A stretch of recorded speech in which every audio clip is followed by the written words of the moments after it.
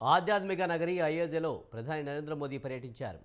ఆధ్యాత్మిక నగరి అయోధ్య పర్యటనలో భాగంగా ఆధునిక హంగులు రామమందిర చిత్రాలతో పునరుద్ధరించిన అయోధ్య రైల్వే స్టేషన్ను, మహర్షి వాల్మీకి అంతర్జాతీయ విమానాశ్రయాన్ని ప్రధాని మోదీ ప్రారంభించారు. 2 అమృత భారత్ రైళ్లు, 6 వందే భారత్ రైళ్లకు పచ్చజెండా ఊపి ప్రారంభించారు.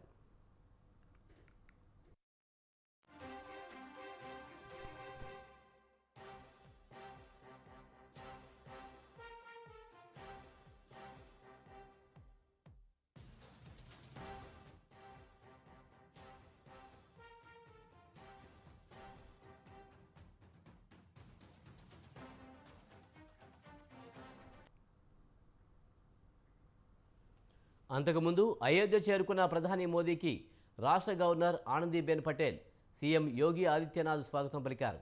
అనంతరం ఎయిర్పోర్ట్ నుంచి ఆయన రోడ్ షోలో పాల్గొన్నారు. రైల్వే స్టేషన్ వరకు 15 కిలోమీటర్ల దూరం జరిగే ఈ రోడ్ షోలో దారి పొడవునా ప్రధానికి ప్రజలు సాదర స్వాగతం పలికారు. మధ్య మధ్యలో దేశంలోని వివిధ ప్రాంతాలకు చెందిన 1400 మంది కళాకారులు ప్రదర్శనలు ఆకట్టుకున్నాయి.